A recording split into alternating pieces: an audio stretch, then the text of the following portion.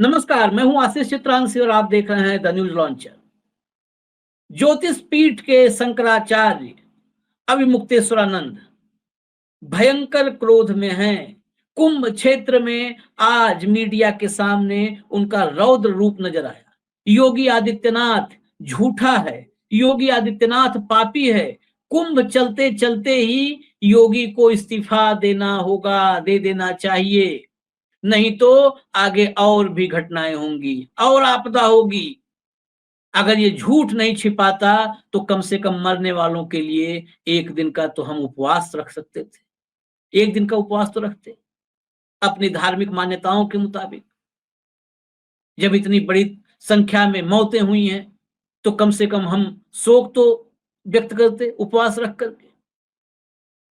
एक तरफ शंकराचार्य का ये क्रोध और दूसरी तरफ नफरतियों के सामने इमाम साहब की मिसाल। रोशन बाग पार्क है प्रयागराज में और एक वसीउल्लाह मस्जिद है। उसके इमाम जब पूरे प्रयागराज में कोहराम है तो पानी, ब्रेड, मतलब खाने पीने के इंतजामात के साथ कुंभ क्षेत्र में आए हुए श्रद्धालुओं के बीच में खड़े हैं, पानी पिला रहे हैं। जहां पर भूखे प्यासे लोग तड़प रहे हैं, अपने खोए हुए परिजनों की तलाश में अन्न जल कुछ भी नहीं ग्रहण कर रहे हैं, वहां उनके बीच में। ये इसलिए इमाम साहब की स्टोरी दिखानी है जब रात 1:30 से 2 के बीच मौनी अमावस्या के दिन जब भगदड़ हुई, दर्जनों मौतें हो गईं, पूरे प्रयागराज में मातम था, कोहराम था। सुबह 6:58 पर यानी 5 घंटे इस भगदड़ के, इस कोहराम के 5 घंटे बाद योगी आदित्यनाथ के ऑफिस के ट्विटर हैंडल से, एक्स हैंडल से ट्वीट होता है अखबार की कटिंग लगा करके कि इस देश की सबसे बड़ी अल्पसंख्यक आबादी क्या राम को अपना पूर्वज मानेगी। उस वक्त भी जब ये नफरत फैलाने में लगे थे। एक तरफ एक और तस्वीर है, भंडारा, लोगों के लिए खाने पीने का इंतजाम करने वाले जो कुछ पका रहे हैं भगोने में, कुछ भी खिचड़ी तहरी कुछ खिला दे लोगों को, भूखे प्यासे लोगों को। एक पुलिस वाला आता है, वो उस पूरे भगोने में मिट्टी ला करके डाल देता है। आखिर हो क्या रहा है? क्या एक जैसे गैस चैम्बर की बात होती है, क्या एक चैम्बर में तब्दील हो गया उत्तर प्रदेश? पुलिस वाले, पुलिसकर्मी, अफसर, आईएएस, आईपीएस, नेता, मंत्री, विधायक, मुख्यमंत्री, सब के सब एक ही सांचे में ढल गए। सारे के सारे बिल्कुल एक जो कट्टरवाद की सोच से प्रेरित होकर के एक तरफा कार्रवाई में लगे हुए हैं। इसी में मैं मिल्कीपुर की भी चर्चा करूंगा। महाकुंभ से दूर मिल्कीपुर में सियासी कुंभ चल रहा है। उस सियासी कुंभ में एक यूट्यूबर का वीडियो मैंने देखा। वहां पर कोतवाल जो है वो जितने होर्डिंग बैनर लगे हैं डिंपल के, समाजवादी पार्टी के, उतरवा रहा था। डिंपल का रोड शो आज था, वो उतरवा रहा था। चौकीदार से उसने पूछा, चौकीदार उतार उतार के किनारे फेंक रहा था, तो उसने कहा दरोगा जी कहे हैं। उस पत्रकार के जज्बे की तारीफ करनी होगी, वो माइक लेकर के पहुंच गया, क्यों उतरवा रहे हैं? जवाब नहीं था। कहा चुनाव आयोग, तो कहा खाली चुनाव आयोग सिर्फ समाजवादी पार्टी का उतरवाएगा, भाजपा का नहीं उतरवाएगा। वो पूछता रह गया। वहां से वो दरोगा कोतवाल जो भी साहब थे, वो जीप लगातार लेकर के भागते हुए वहां से चले गए। ये हालत बना रखा। फिर ये आडंबर क्यों लोकतंत्र का? क्यों चुनावों का ड्रामा, ढकोसला क्यों करना? कैद तो कर ही लिया है आपने पूरे उत्तर प्रदेश को, पूरे तंत्र को, पूरे सिस्टम को सिकंजे में कस के और मरोड़ रहे हो। दम निकल चुका है इस तंत्र का, इस सिस्टम का दम निकल चुका है, बचा नहीं है कुछ। कुछ लोग बोलने की गुस्ताखी कर रहे हैं, दुस्साहस कर रहे हैं, उनका क्या अंजाम होगा नहीं पता है। लेकिन ये ढकोसला क्यों? मैं सीधे पहले आता हूं, पहले शंकराचार्य का बयान जरा सुनाते हैं। सुनाइए जरा, शंकराचार्य का बयान जरा सुनाइए।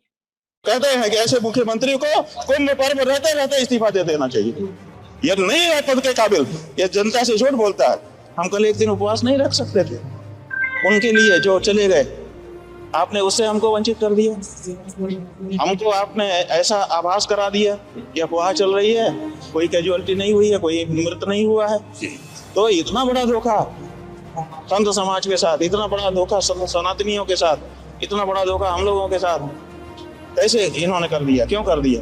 इतनी बड़ी जब घटना हो गई थी तो आप क्यों छिपा रहे थे?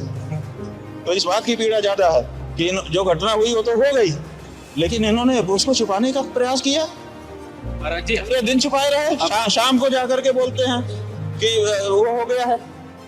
आप पूरे दिन आपको पता ही नहीं था, दुनिया बता रही थी, आपको पता ही नहीं था। तो आज सबसे बड़ी जो हम लोगों के मन में पीड़ा है वो ये है कि हमारा मुख्यमंत्री झूठा है।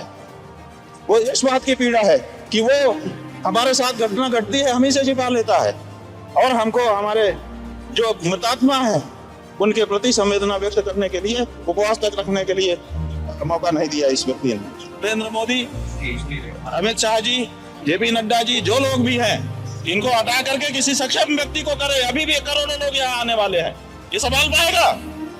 ये संभालेगा नहीं, ये प्रेस संभालेगा, ये लीपापोती करेगा। सुना आपने, लीपापोती करेगा। ये हमारी परंपरा है, जब ऐसी घटनाएं हो जाती हैं तो उसके बाद हम उपवास रखते हैं। अब उसको रिपीट में नहीं करूंगा, आपने सुन लिया। वो व्यथा कहें, क्रोध कहें, क्षोभ कहें, शंकराचार्य हिंदू धर्म में, सनातनियों में सबसे बड़ा, अगर धार्मिक पदवी सबसे बड़ी है तो शंकराचार्य की। हालांकि वो दौर है जब शंकराचार्य के बगैर अयोध्या में प्राण प्रतिष्ठा का इवेंट आयोजित कर दिया जाता है। शंकराचार्य विरोध करते रह जाते हैं, लेकिन शंकराचार्यों की कोई सुनने वाला नहीं होता है, क्योंकि भीड़ है, ये भीड़ तंत्र है। भीड़ तंत्र ने मान लिया है एक व्यक्ति को, जो कर रहा है सब ठीक है। कोई जीवित रहे, कोई न जीवित रहे, किसी के प्राण रहे, प्राण गवा दे, कोई फर्क नहीं पड़ता है। जरा दिखाते हैं इमाम साहब वाली तस्वीर। इमाम साहब की तस्वीर, ये मैंने बताया आपको, ये रोशनबाग पार्क, देखिए ऑडियो भी चला दी। ऑडियो जो है यहाँ पे पानी भर पानी ले लो, पानी। वसीउल्लाह आपकी मस्जिद के इमाम साहब जो है यहाँ पे लोगों को पानी भर रहे हैं। ये वसीउल्लाह मस्जिद के इमाम हैं। कितनी नफरती बातें हुई थी, घुसोगे नहीं, यहाँ पर कुंभ क्षेत्र में मुसलमान नहीं घुसेगा। आज जब विपदा आई है, दुखों का पहाड़ टूटा है, तो वहां पर जो श्रद्धालु हैं कुंभ में नहाने वाले, जब उनको खाने का, पीने के लिए पानी की व्यवस्था मुहैया करवा रहे हैं इमाम साहब, तो किसी को एतराज नहीं है। और एतराज आम लोगों को नहीं होता है। उनके मन में दिन रात 24 घंटे कुछ कथावाचक, कुछ स्वयंभू बाबा, कुछ कथित बाबा और राजनीतिज्ञों के एक लंबी जमात, बड़ी संख्या, और उसके साथ ये मीडिया। इसके लिए क्या शब्द दे, अब शब्द बचे नहीं है कि कितना घृणित इनके लिए शब्द का इस्तेमाल कर दिया जाए। ये सब मिलकर के दिन रात आम जनता के मन में, हमारे आपके मन में नफरत इंजेक्ट करते हैं, घुसाते हैं। इंजेक्शन से, जैसे इंजेक्शन लगाए जाते हैं, ये घुसाते हैं। अब देखिए, जब अन्न जल कुछ नहीं मिल रहा है, भूखे प्यासे तड़प रहे हैं लोग, प्रशासन को, योगी को, सबको कोस रहे हैं, तो वहां पर पानी पिलाने के लिए इमाम मौजूद है।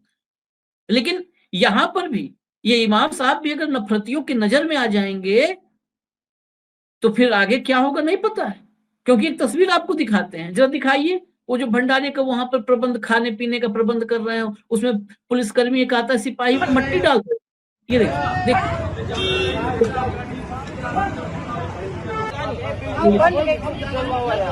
दोबारा शुरू से पूरा चलने दीजिए, चलने दीजिए इसको शुरू। ये आया, ये देखिए पूरा सब्जी, दाल, खिचड़ी जो भी बन रहा है वहां। इस दौर में नफरत कहां पहुंच चुकी है, मैंने पहले बता दिया कि पूरा तंत्र, इस तंत्र को सिर्फ प्रयागराज और कुंभ में देखने की जरूरत नहीं है। ये आप रायसीना हिल से देखना शुरू कीजिए। रायसीना हिल्स, जहां इस देश की महामहिम राष्ट्रपति विराजमान है, संवैधानिक प्रमुख, इस देश की संवैधानिक प्रमुख, वहां से शुरू होता है। इस देश की महामहिम राष्ट्रपति को भी सिलेक्टेड चीजों पर दुख होता है, क्षोभ होता है, सिलेक्टेड। आजीकर कोलकाता पे उनको क्षोभ और दुख होता है, लेकिन बीएचयू पर क्षोभ और दुख नहीं होता है, जहां बीएचयू की बिटिया को नग्न किया जाता है। ये सिलसिला वहां से शुरू होता है। नीचे मत देखिए हवलदार सिपाही जो मिट्टी डाल दिया, ये उस तंत्र का हिस्सा बन चुका है, उसका एक छोटा सा मोहरा है, छोटा सा प्यादा है। यहां मैं कहा रायसीना हिल्स से, वहां देखिए, उसके बाद आप देखिए धनखड़ साहब, उसके बाद आप अभी सत्ता पक्ष में मत जाइए, फिर आप देखिए जो है चुनाव आयोग को, फिर आप देखिए कैग को, कैग सीएजी जो घोटाले उजागर करता था यूपीए सरकार में, उसको देखिए, फिर आप ईडी को देखिए, आईटी को देखिए, सीबीआई को देखिए, जुडिशरी को देखिए, पुलिस को देखिए, जहां देखेंगे ये सब एक सिस्टम हो चुका है, एक लाइन में, एक कतार में सब। इस कतार से बाहर का आदमी होगा तो शिकार हो जाए, और वही हो रहा है। इजाजत दीजिए, इस्तीफा होगा नहीं होगा ये तो बाद की बात है, हालांकि संशय ही है। जो प्रवृत्ति है, जो स्वभाव है सत्ताधारी दल का, और जो अतीत है, राजधर्म, याद करिए अटल बिहारी वाजपेयी ने गोधरा के बाद क्या कहा था मोदी को, और वो राजधर्म वाले मोदी इस देश के अघोषित ईश्वर हो चुके हैं। हालांकि स्वयं उन्होंने खुद को तो घोषित ही कर दिया, नॉन बायोलॉजिकल।